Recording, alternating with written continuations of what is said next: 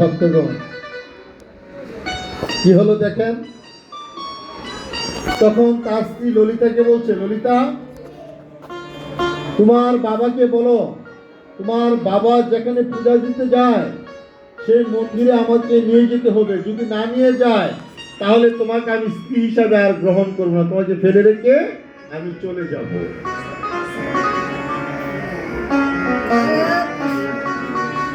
যে তোমাকে ফেলে রেখে আমি চলে যাব। আপনি লক্ষ্য করুন, খুব অমূল্য কথা, তোমাকে ফেলে রেখে চলে যাব। তখন মেয়ে তো বাবার কাছে গিয়ে বলল, বাবা, তোমাদের জামাই তো এই কথা বলছে যে তুমি যেখানে পূজা দিতে যাও সেখানে আমাকে নিয়ে যাওয়ার জন্য, যদি না নিয়ে যাও তাহলে আমাকে ফেলে রেখে সে চলে যাবে। তখন আমার কি হবে, কি গতি হবে? তখন বাবা পড়লেন চিন্তায়, বিশ্বাবসু চিন্তার মাঝে পড়লেন। তখন বিশ্বাবসু জগন্নাথের কাছে গেলেন, অর্থাৎ নীল মাধবের কাছে। জগন্নাথের পূর্ব নাম ছিল কি? নীল মাধব। নীল মাধবের কাছে গেলেন, গিয়ে কাঁদতে শুরু করলেন, ভগবান, আমি এখন কি করব? যদি তোমাকে দেখাই তুমি আমাকে কত করুণা করেছো। আমি একটা নিচু জাতি, আমি পশু হত্যা করি, পশু শিকার করি, তারপরেও তুমি আমার হাতে সেবা পূজা দিচ্ছ। হে গোবিন্দ, আমি তোমাকে হারাতে চাই না, এই পৃথিবীর সবকিছু হারাতে চাই, কিন্তু তোমাকে হারাতে চাই না। আমি জানি তোমাকে যদি আমি কাউকে দেখাই তোমাকে চুরি করে নিয়ে যাবে, তোমাকে এখানে রাখবে না।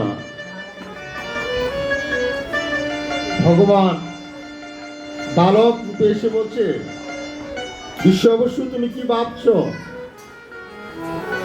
তুমি এক কাজ করো, তোমার মেয়ের জামাই চোখ বেঁধে তুমি এই মন্দিরে নিয়ে আসো, তারপর ভগবানকে দর্শন করিয়ে আবার চোখ বেঁধে আবার বাড়িতে নিয়ে যাবে, তাহলে সে পথ চিনতে পারবে।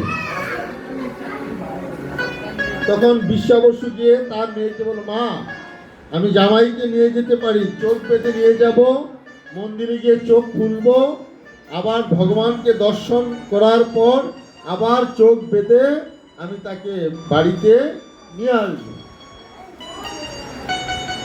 ললিতার জামাই এই কথা শুনে স্ত্রীকে বলছে, এটা আবার কেমন সত্য? তখন বলছে যে আমার তো পথ চেনার দরকার, আমার চোখ বেঁধে নিয়ে যাবে কেন? বলছে, দেখো, চোখ বেঁধে নিয়ে যাক, তোমাকে একটা বুদ্ধি দেই। কি বুদ্ধি? অনেক সময় স্থির বুদ্ধিও কাজে লাগে সংসারে। বলছে, তুমি সর্ষার দানা, সর্ষার বিচি, এখন তো বর্ষাকাল, এখন বর্ষাকাল না মায়েরা, রথযাত্রা আসলে বর্ষা নামে না, বৃষ্টি হয় না, এখন তো বর্ষাকাল, সর্ষার দানা নিয়ে যাবে। বাবা যখন তোমাকে চোখ বেঁধে নিয়ে যাবে তখন তুমি রাস্তা রাস্তায় সর্ষার দানা ফেলে দিতে দিতে যাবে। তখন কিছুদিন পর দেখবে সর্ষা দানা থেকে গাছ অঙ্কুরিত হচ্ছে, সর্ষার চারা অঙ্কুরিত হচ্ছে। তারপর কিছুদিন পর তুমি এই সর্ষার চারা দেখে দেখে তুমি মন্দিরে যেতে পারবে। দেখো না, রাবণ যখন সীতাকে নিয়ে গেছিল, লঙ্কা যখন নিয়ে যাচ্ছে, তখন সীতা কি করেছিল? হাতের বালা, গলার হার, কোমরের বিচা, কানের দুল ফেলে দিয়েছিল না? ব্যাপারটা এরকম হয়েছিল কিছুটা। তো শুধু ভক্তগণ কি করলেন? চোখ বেঁধে নিয়ে গেল, আর সে বিদ্যাপতি সর্ষার দানা ফেলে দিতে মন্দিরে গিয়ে দর্শন করলো। করার পর বিদ্যাপতির মনে কি আনন্দ! বহুদিনের সাধনা আজকে সফল হয়েছে, তিনি ভগবানকে দর্শন করেছেন। তিনি রাজাকে খবর পাঠালেন যে আমি নীল মাধবের সন্ধান পেয়েছি। ইন্দ্রদূত রাজাকে খবর পাঠালেন। শুধু ভক্তগণ, ইন্দ্রদূত রাজা তার দলবল নিয়ে, রথ নিয়ে এদিকে আসতে শুরু করলেন। মায়েরা আস্তে আস্তে বসেন, মা, আস্তে আস্তে বসুন, একটু জায়গা দেন, একটু ধীরে ধীরে বসুন।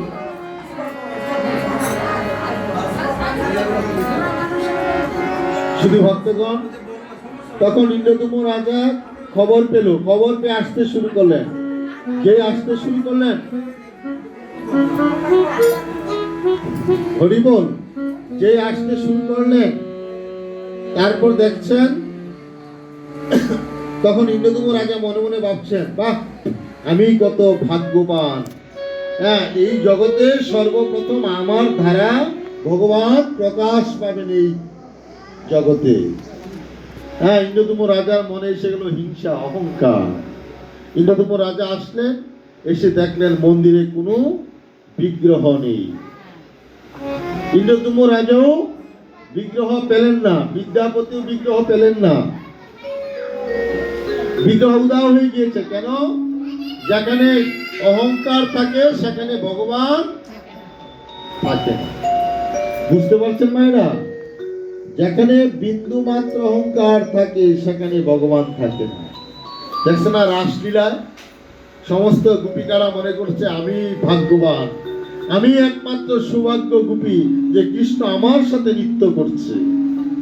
যেই এই কথাটা ভেবেছে, হ্যাঁ, তখন কৃষ্ণ রাস থেকে চলে গিয়েছে, তাই না? অর্থাৎ এই কারণেই ভগবানকে পেতে হলে মনকে সরল করতে হয়। সরল করলেই তাকে পাওয়া যায়। মন সরল না হলে মা, হ্যাঁ, মালা তিলক করে জপ তপ করে একাদশী করে হোক তাকে পাওয়া যাবে না। এই পাষাণ মনটাকে সহজ সরল করতে হবে, শিশুর মতো কোমল করতে হবে, তাহলে আমার অনাদি প্রাণ গোবিন্দকে লাভ করতে পারবে। তাই গৌর হরি বল। শুধু ভক্তগণ, কি হলো দেখেন, দুঃখিত মনে সবাই ফিরে আসতেন। ইন্দ্রদুম্ন রাজা কাঁদতে শুরু করলেন, এই কি হলো, ভগবানকে পেলাম না। তখন ইন্দ্রদুম্ন রাজা আবার দৈববাণী শুনতে পেলেন যে তুমি আমাকে এভাবে পাবে না, সাগরের বুকে কাঠ ভেসে আসবে, সেই কাঠ দিয়ে তুমি আমার বিগ্রহ, হ্যাঁ, তৈরি করবে, নির্মাণ করবে। কিছুদিন পর সাগরে স্নান করতে গিয়ে দেখলো যে একটা কাঠের টুকরা ভেসে আসছে। তখন ইন্দ্রদুম্ন রাজা এই কাঠের টুকরা তার প্রাসাদে নিয়ে আসলো। এমন সময় বিশ্বকর্মা দেবতা ব্রাহ্মণ রূপ ধারণ করে আসলেন মূর্তি তৈরি করার জন্য। তখন বলছে এই মূর্তি তৈরি করতে আমার 21 দিন সময় লাগবে, তবে আমি একটা ঘরের ভিতরে মূর্তি তৈরি করবো। 21 দিন দরজা জানালা সব বন্ধ থাকবে। যদি 21 দিনের ভিতরে কেউ এই দরজা খুলে, তাহলে এই মূর্তি যেমন বানানো আছে তেমনই থাকবে। তখন রাজা এই সত্যে রাজি হলেন। তখন মূর্তি বানানোর কাজ শুরু হলো। ব্রাহ্মণ বানাচ্ছেন, হ্যাঁ, বিশ্বকর্মা তো ব্রাহ্মণ রূপ ধরে আসছেন, ব্রাহ্মণ মূর্তি বানাচ্ছেন। প্রতিদিনই টুকুর টাকুর শব্দ শোনা যায় মূর্তি তৈরি, তাই না? কাঠ কেটে কেটে মূর্তি তৈরি হচ্ছে। যখন 17-18 দিন হলো, এই ঘর থেকে আর মূর্তি মানে কোনো শব্দ আর শোনা যাচ্ছে না। তখন ইন্দ্রদুম্ন রাজার মনে সন্দেহ জাগলো, নিশ্চয়ই কি জানি হচ্ছে এই ঘরের ভিতরে। হ্যাঁ, এতদিন লাগে, আমি দরজাটা খুলে দেখি। দরজা খুলে দেখে যে যিনি মূর্তি তৈরি করতেন সে ব্রাহ্মণ, তিনি আর সেখানে নেই। হ্যাঁ, সেই মূর্তি আজকে যে জগন্নাথ রূপ আপনারা দর্শন করছেন, হাত নেই, পা নেই, হস্ত নেই, পা নেই, হ্যাঁ, সেই বড় বড় চোখ আকৃতি সেই মূর্তি তৈরি করা হয়ে গেছে।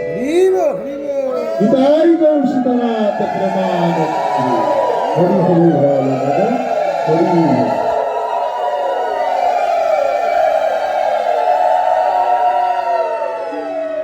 ভক্তগণ, তো এই হলো জগন্নাথের। তখন জগন্নাথকে স্নান করানো হলো। হ্যাঁ, তখন সেই জগন্নাথকে পুরীতে স্থাপন করা হলো। তাই প্রথম রথে টেনে জগন্নাথকে কোথায় নিয়ে যায়? কার বাড়িতে?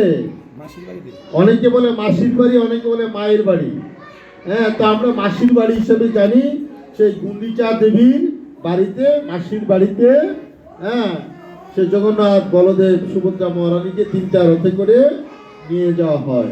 যাই হোক, আমরা একটা ভজন শুনে তারপর আমরা জগন্নাথের আরেকটি কীর্তন শ্রবণ করবো। এটাই গৌর হরি।